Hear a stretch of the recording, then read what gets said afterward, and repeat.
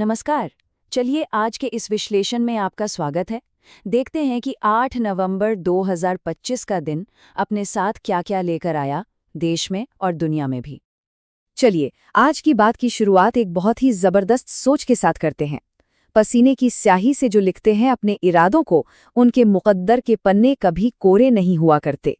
मतलब साफ है, अगर इरादे पक्के हों और मेहनत में कोई कमी ना हो तो किस्मत भी साथ देती है। तो आज हम किन किन चीजों पर नजर डालने वाले हैं, एक छोटा सा रोड मैप देख लेते हैं। सबसे पहले समझेंगे शासन व्यवस्था में हो रही डिजिटल बदलावों को, फिर कुछ प्रेरणा देने वाले लोगों और नीतियों पर नजर डालेंगे।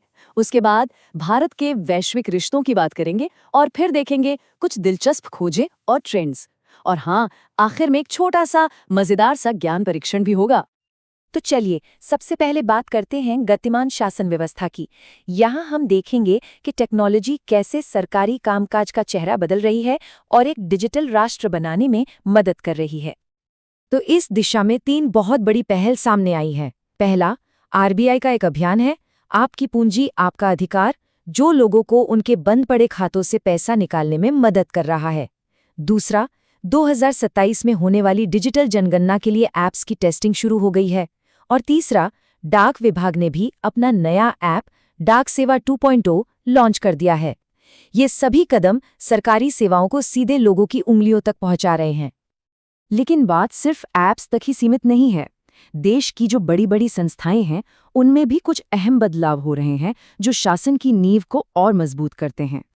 यहाँ 2 बड़ी अपडेट्स हैं। एक तरफ असम के मुख्य सूचना आयुक्त का इस्तीफा है और दूसरी तरफ सीएजी यानी कैग ने भारतीय ऑडिट और अकाउंट्स डिपार्टमेंट में 2 नए स्पेशल कैडर को मंजूरी दी है। इसका मतलब क्या है? सीधा सीधा मतलब ये है कि एक तरफ सूचना के अधिकार को लेकर बदलाव हो रहा है, तो दूसरी तरफ सरकारी खर्चों पर नजर और भी पैनी हो रही है। ये दोनों ही कदम पारदर्शिता और जवाबदेही को बढ़ाने वाले हैं। चलिए अब आगे बढ़ते हैं और बात करते हैं कुछ ऐसे लोगों और नीतियों की जो सच में बदलाव की नई कहानियां लिख रहे हैं। और इस लिस्ट में सबसे पहला नाम है शीतल देवी का, जिनकी कहानी वाकई में प्रेरणा देती है। वो पहली भारतीय पैरा एथलीट बन गई हैं जिन्हें नॉर्मल यानी एबल बॉडीड नेशनल जूनियर तीरंदाजी टीम के लिए चुना गया है। सोचिए, ये सिर्फ एक खबर नहीं है, ये हिम्मत और टैलेंट की एक जबरदस्त मिसाल है। अब ये जो नंबर 1 देख रहे हैं, ये एक बहुत बड़े पॉलिसी चेंज का प्रतीक है। कर्नाटक देश का पहला ऐसा राज्य बन गया है जिसने अपनी सभी महिला कर्मचारियों के लिए महीने में 1 दिन की पेड मेंस्ट्रुअल लीव को मंजूरी दी है। ये वर्कप्लेस पर एक बहुत ही प्रोग्रेसिव और बड़े बदलाव की शुरुआत है। और महिलाओं को सशक्त बनाने की दिशा में एक और बड़ा कदम उठाया है बिहार ने। वहां मुख्यमंत्री महिला रोजगार योजना शुरू की गई है। इसके तहत महिलाओं को अपना कोई काम शुरू करने के लिए यानी स्वरोजगार के लिए 10,000 रुपए की आर्थिक मदद दी जाएगी। अच्छा, अब देश की सीमाओं से बाहर निकलते हैं और देखते हैं कि दुनिया के मंच पर भारत की क्या भूमिका रही। देखिए, यहाँ भारत की दोहरी भूमिका दिखती है। एक तरफ तो भारत ने तूफान से प्रभावित जमाइका को मदद भेजी, जो उसकी हेल्पिंग हैंड वाली छवि को दिखाता है, और दूसरी तरफ राष्ट्रपति की अंगोला और बोत्सवाना की पहली ऐतिहासिक यात्रा, ये अफ्रीका के साथ रिश्तों को मजबूत करने का एक बहुत साफ संकेत है।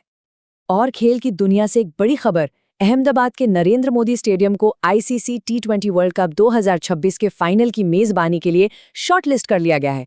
क्रिकेट फैंस के लिए तो ये बहुत बड़ी खुशखबरी है। दुनिया भर में टैलेंट को लेकर चल रही दौड़ में एक दिलचस्प मोड़ आया है। कनाडा ने एक नई इमिग्रेशन स्कीम शुरू की है जो खास तौर पर अमेरिका में H1B वीज़ा पर काम कर रहे लोगों को टारगेट कर रही है। तो मतलब ये है कि दुनिया भर के टैलेंटेड लोगों के लिए एक नया दरवाज़ा खुल गया है। और हाँ, अमेरिका के लिए अब अपने टैलेंट को रोक कर रखना एक नया चैलेंज होगा।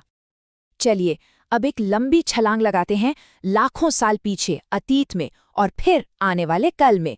देखते हैं आज का दिन इन दोनों को कैसे जोड़ता है। 6.5 करोड़ साल। जी हाँ, ये कोई छोटी मोटी बात नहीं है।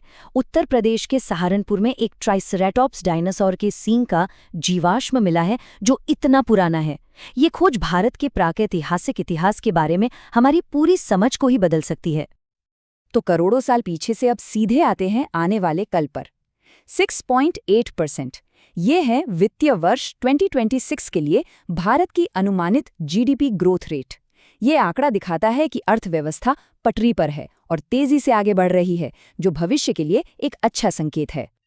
और भविष्य की बात करें तो यूनाइटेड नेशंस की नई एमिशन गैप रिपोर्ट हमारे लिए एक बड़ी चेतावनी लेकर आई है। ये रिपोर्ट हमें याद दिलाती है कि क्लाइमेट चेंज से लड़ने के लिए और दुनिया को एक सुरक्षित भविष्य देने के लिए हमें तुरंत और बड़े कदम उठाने होंगे।